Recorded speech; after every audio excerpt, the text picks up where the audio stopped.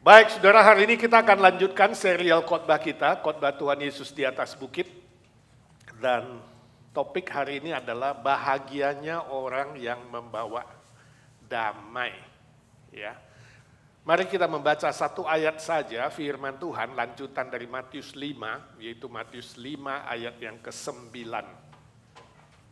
Ini bahagia yang ke-7, ya, tidak terasa sudah 7 bahagia. 1, 2, 3. Berbahagialah orang yang membawa damai, karena mereka akan disebut anak-anak Allah. Mari kita berdoa. Ya Bapa di sorga, kami bersyukur dan terima kasih sebab Engkau menjadikan kami anak-anak-Mu melalui pengorbanan Tuhan Yesus Kristus di atas kayu salib. Status kami yang tadinya musuh Allah, Tuhan ubah menjadi anak Allah. Kami bersyukur padamu ya Tuhan, sebab kami boleh menjadi hak ahli waris kerajaan Tuhan. Sekarang kami mau belajar bagaimana menjadi anak Tuhan di muka bumi ini. Menjadi orang-orang yang membawa damai. Siapkan hati pikiran kami untuk menerima firman-Mu. Berkati hamba-Mu yang lemah, terbatas dan hina dina ini.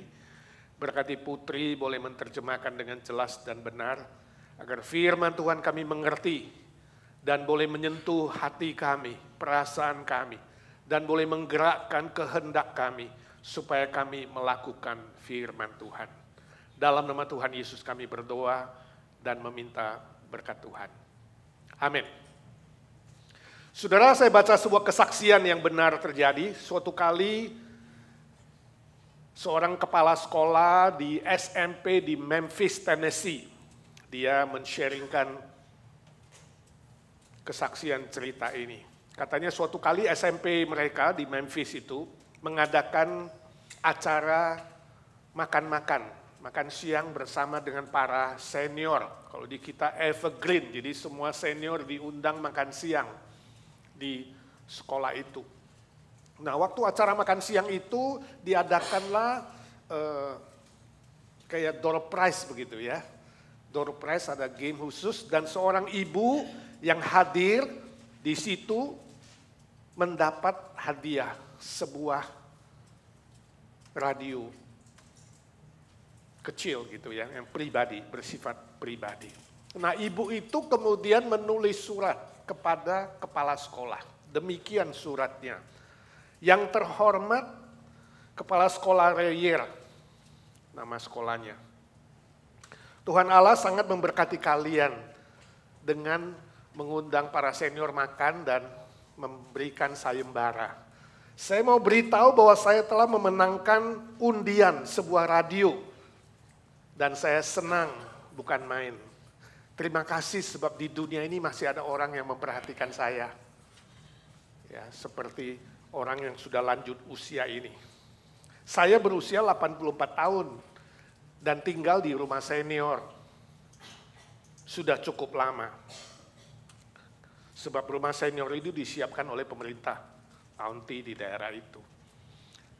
Nah, saya punya seorang teman di tempat senior itu, umurnya 95 tahun. Jadi dia 84, temannya 95. Teman saya mempunyai sebuah radio. Setiap kali saya meminta dengar dari dia tidak pernah mau mengizinkan. Berulang-ulang saya minta terus dengan sopan, dengan baik, dengan ramah. Dia terus menolak saya. Saya tidak pernah dengar radio dia padahal saya pengen dengar. Nah, sekarang saya punya sendiri, senang sekali. Saya mau beritahu suatu hari teman saya punya radio jatuh, hancur berantakan. Dan dia sangat sedih dan kecewa. Lalu dia datang kepada saya dan bilang, bolehkah aku ikut mendengar radiomu, pinjem denger. Lalu saya bilang sama dia, daplek lu ya, pergi dari hadapanku, aku tidak mau melihat kamu. Itulah kesaksian saya. Salam, Edna Johnston.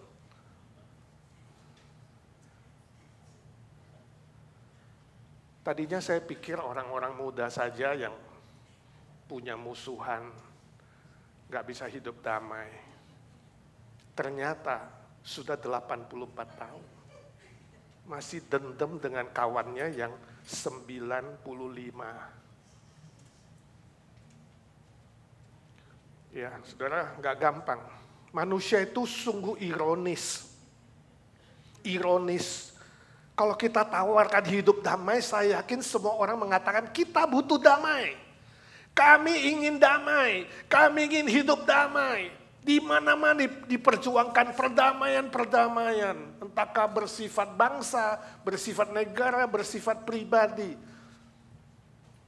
Tapi anehnya, ironisnya, justru manusia menghancurkan perdamaian itu.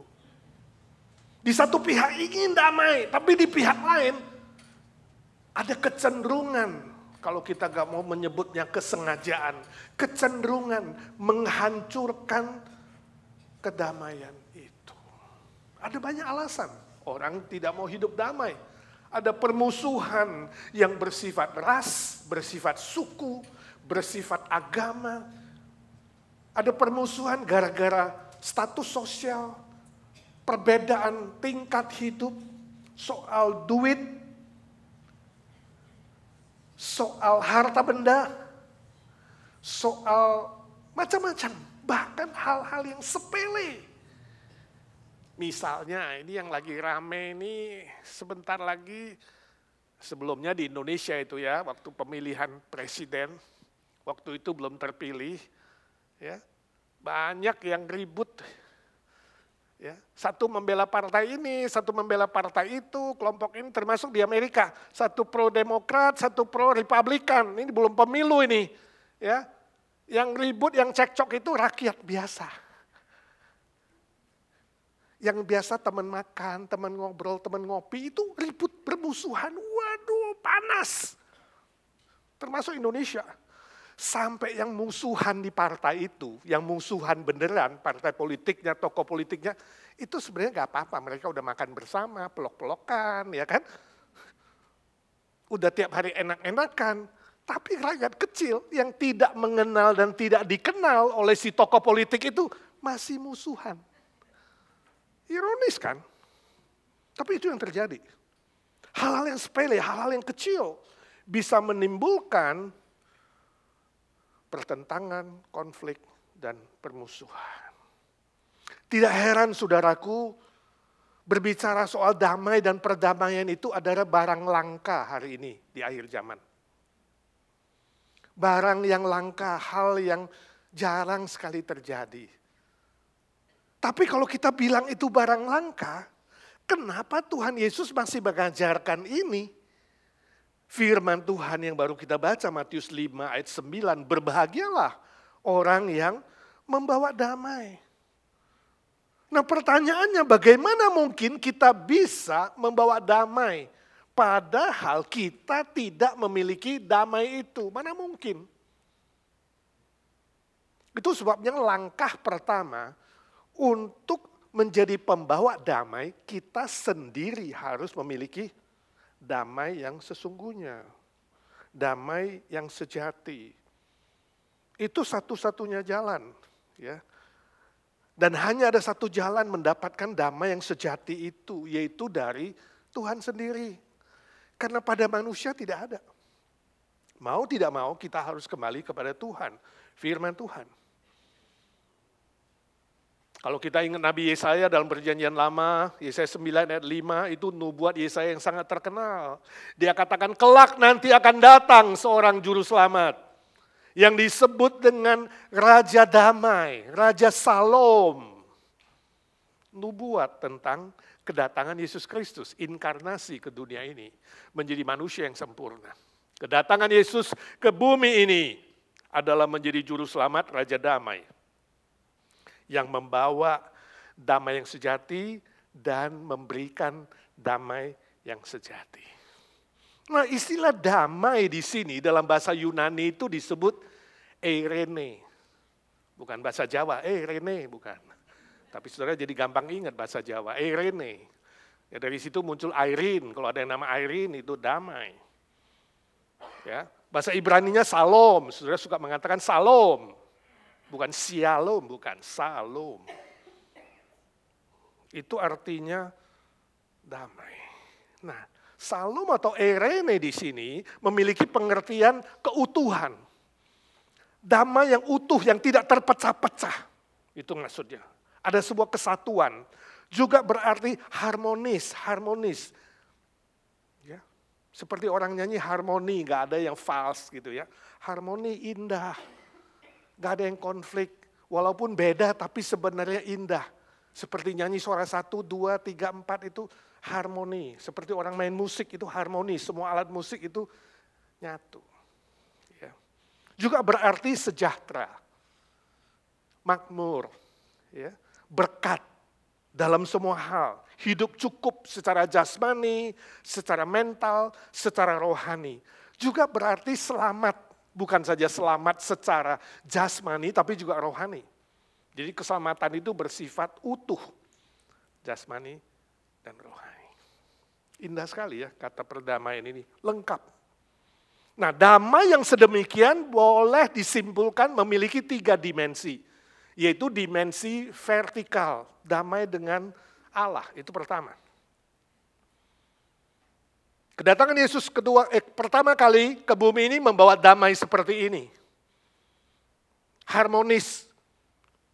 Damai dengan Bapa di sorga yang tadinya kita musuh.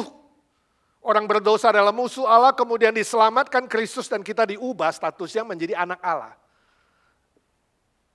Vertikal, kita punya hak ahli waris kerajaan sorga. Juga punya dimensi internal. Internal artinya apa? Kamu gak musuh sama diri sendiri. Saudara yang duduk di sini ada yang musuhan sama diri sendiri gak? Nah, tes saya tanya, saudara kalau melihat wajahmu, melihat penampilanmu di cermin nanti kalau bangun pagi, lihat dari ujung rambut sampai ujung kaki, saudara suka gak dengan orang cermin itu? Saudara bilang sama siapa? Atau bilang apa kepada orang yang di cermin itu? Kamu siapa sih modelnya kok kayak gitu ya? Aku gak terlalu suka sama kamu. Ha? Atau kamu senang? Pernah gak saudara gak suka sama diri sendiri? Aduh, kalau aku boleh lahir ulang kalau boleh lahir. Aku gak mau keluarga ini. Pernah gak saudara begitu, berpikir begitu? Atau berpikir, kalau saya boleh lahir ulang ya, saya mau lahir jadi anak presiden. Ada gak saudara yang lahir kalau dikasih ulang, mengulangi hidupmu lahir, mau gak saudara jadi anaknya Trump? Gak mau tentunya. Anak Biden, sami mawon. Atau saudara mau jadi seperti sekarang ini? Ya. Saudara pengen jadi orang lain atau tetap mau jadi seperti diri sendiri? Saudara bangga dengan orang yang kamu lihat di cermin itu. Saudara mengatakan, inilah orang yang paling aku suka di dunia ini. Karena cuma ada 1 edition, special edition. Model gini sudah tidak ada produknya. Nah itu berarti saudara mulai damai sama diri sendiri. Menerima diri. Menghargai diri, mencintai diri, dan kemudian mengembangkan diri. Itu orang yang sudah berdamai secara internal. Tapi kalau kamu benci diri, tidak suka dengan diri, ngeluh sama diri sendiri, ya, menolak diri, kemudian membuang diri, bahaya, sebentar lagi bisa bunuh diri. Semua orang yang bunuh diri, kecuali sakit, yang tidak sengaja, yang sengaja membunuh dirinya, itu adalah orang-orang yang menolak diri dan membuang dirinya dan membenci dirinya. Perdamaian secara vertikal dengan Allah Bapa di sorga di dalam Yesus Kristus harus menghasilkan dimensi internal. Mencintai diri, berdamai dengan diri sendiri. Ayo bilang sama diri sendiri. Ya, Edi, aku cinta padamu. 1, 2, 3. Jangan Edi, wow re, namamu, siapa yang nggak mau? Cuma Pak Om Edi yang boleh Edi, yang lain nggak boleh Edi, namamu dewe. Ya, sebab kita bisa ngomong sama diri sendiri, manusia adalah subjek dan objek. Ya, panggil dirimu, katakan, aku cinta kamu, aku sayang kamu. Ya. Dimensi ketiga adalah dimensi horizontal dengan orang lain. Damai dengan Bapa menghasilkan damai dengan diri sendiri, barulah kita bisa berdamai dengan orang lain. Kita melihat orang lain sama di hadapan Tuhan, jangan membeda-bedakan. Sama, sebab kita sama-sama adalah gambar dan rupa Allah. Itu poinnya. Jangan lihat manusia dari status, dari penampilan, dari warna kulit, pendidikan, kekayaan, dan lain-lain. Itu pasti beda. Tetapi yang sama di mata Tuhan, nilainya adalah apa? Gambar dan rupa Allah. Dengan demikian kita bisa menghargai orang lain, mencintai orang lain, dan hidup berdamai dengan orang lain. Kalau sungguh sudah bisa berdamai dengan orang lain, barulah bisa menjadi orang yang membawa damai. Saya tidak tahu hari ini saudara duduk di sini, apakah saudara sudah mendapatkan damai yang sejati itu di dalam Tuhan Yesus. Kalau belum, dengan hati yang paling dalam, mengasihi dan rendah hati, izinkan saya katakan, terima Tuhan Yesus sebagai Raja Damai dalam hidupmu. Terima secara pribadi, alami kuasanya, pengampunannya yang mengubah status kamu. Jangan lagi hidup seperti anak yang tidak mengenal Tuhan, tapi hidup sebagai anak Allah, bukan anak setan. Jangan tunda-tunda terima Tuhan Yesus hari ini, supaya saudara tidak menyesal nanti. Dan akan mendatangkan banyak penderitaan. Kalau menyesal bahkan bisa mendatangkan banyak bencana dalam hidupmu. Ada tulisan anonim, orang yang tidak mau disebut namanya. Dia menuliskan jenis-jenis penyesalan dalam dunia ini. Saya tidak tahu apakah saudara pernah mengalami penyesalan seperti yang dia tulis. Penyesalan 1 jam dia bilang, itu seperti orang yang salah naik angkot atau bis kota. Nyasar, muter-muter, atau di sini saudara nyasar, nyetirnya muter-muter 1 jam balik lagi ke jalur yang benar. Hilang 1 jam, ya, baru tenang. Penyesalan 1 hari, salah masak. Entahkah nasi jadi bubur atau sopnya jadi gosong, kering, ya. Penyesalan 1 minggu, salah makan, keracunan, diare, sakit selama 1 minggu. Mungkin juga bisa masuk rumah sakit. Penyesalan 1 bulan, salah potong rambut, kependean atau jadi ceplak, ya. Lalu 1 bulan kemudian rambutnya baru muncul, tumbuh lagi. Penyesalan 1 tahun, nggak naik kelas, ketinggalan 1 tahun. Penyesalan 2 tahun, nggak naik kelas lagi, 2 kali. Penyesalan seumur hidup, salah kawin. Seumur hidup, sebab pernikahan itu harus dipertahankan sampai mati, maut yang memisahkan. Penyesalan selama-lamanya, kekal ketika kamu menolak Yesus Kristus sebagai Raja Damai dalam hidupmu. Menolak dia sebagai Juru Selamat, kau akan menyesal selama-lamanya, tidak ada kesempatan kedua. Orang yang sudah menghembuskan nafasnya tidak ada kesempatan untuk bertobat dan menerima Yesus. Jangan percaya ajaran sesat. Salah satu ajaran sesat yang beredar di Indonesia adalah menginjili mereka yang sudah meninggal. Nah, ini betul-betul dablek atau gila betul ajarannya. Jangan tunggu sampai mati. Kalau belum terima Tuhan Yesus hari ini. Kalau sudah terima Tuhan Yesus sebagai Raja Damai dalam hidupmu, saya ingin mengajak saudara sekalian untuk menjadi orang yang pembawa damai. Yesus berkata, berbahagialah orang yang membawa damai. Istilah membawa damai yang dimaksudkan Tuhan Yesus di sini bukan pencinta damai, beda. Bukan peace lover, bukan. Atau pemelihara damai, peacekeeper, bukan juga.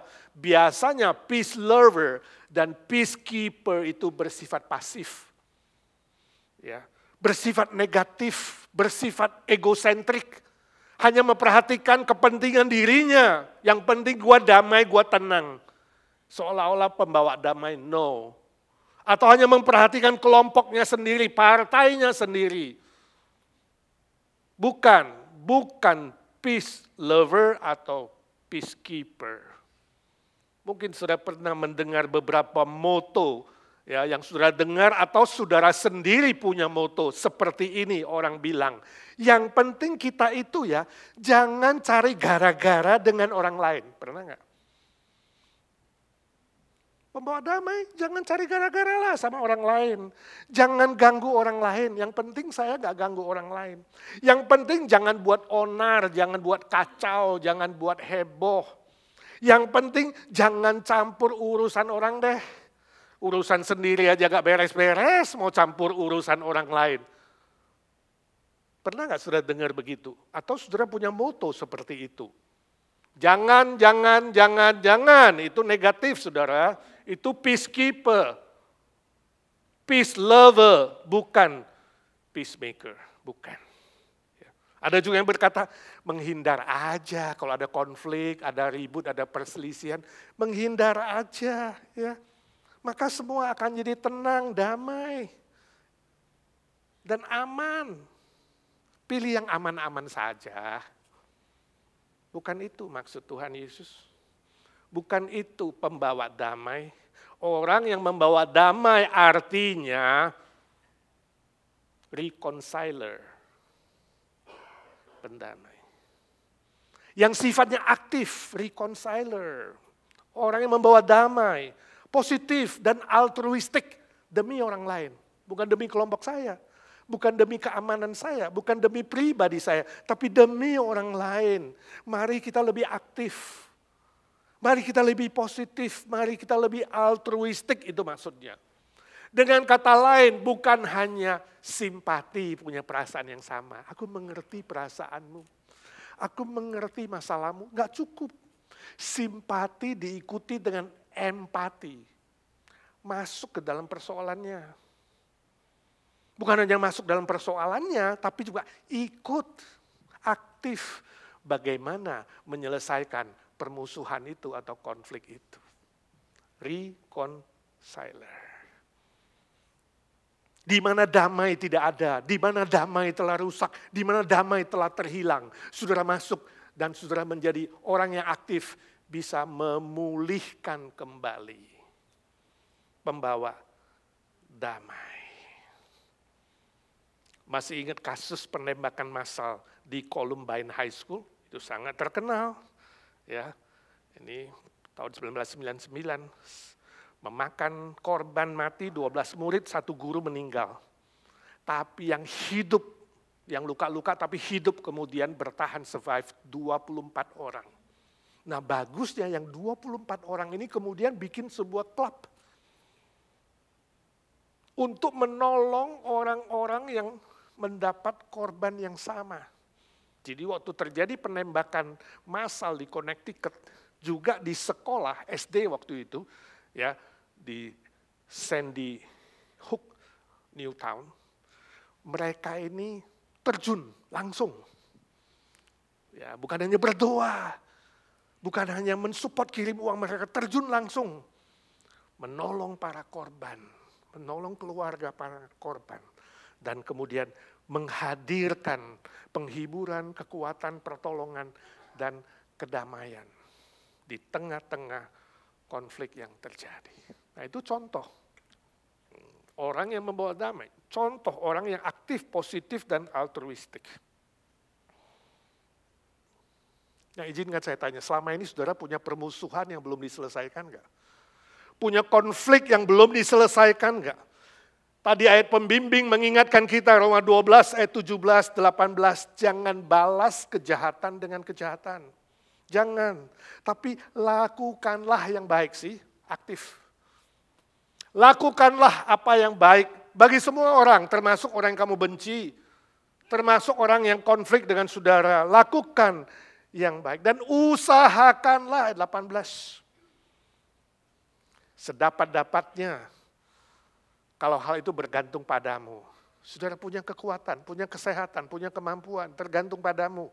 Hiduplah perdamaian dengan semua orang. Masihkah ada orang yang belum bisa saudara maafkan?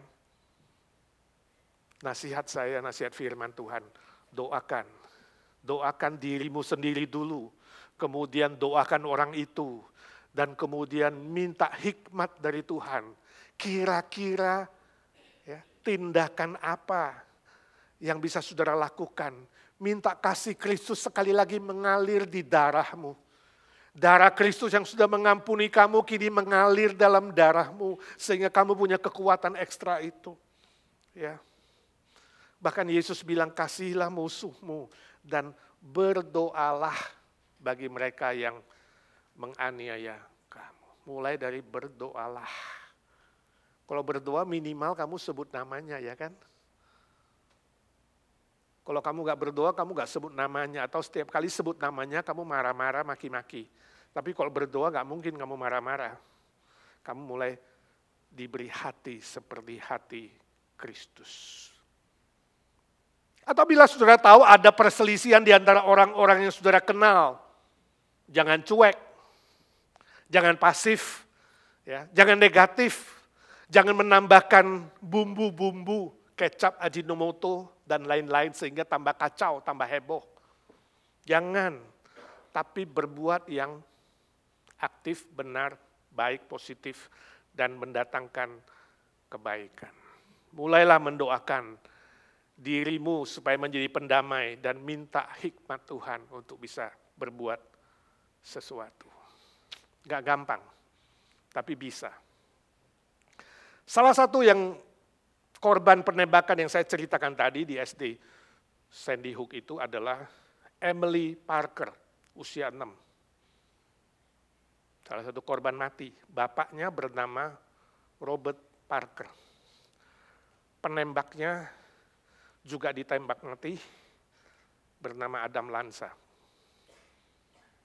Robert Parker kemudian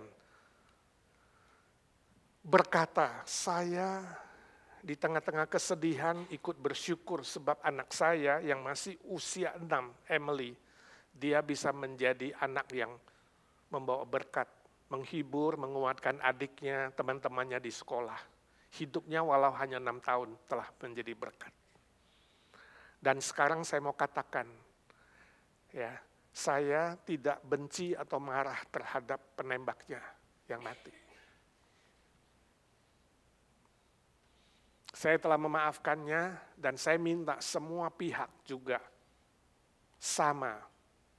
Mari kita jangan fokus kepada pembunuhnya, tapi kita fokus kepada hidup toleransi, saling menerima dengan rendah hati, dan kita menciptakan kebaikan bagi semua orang.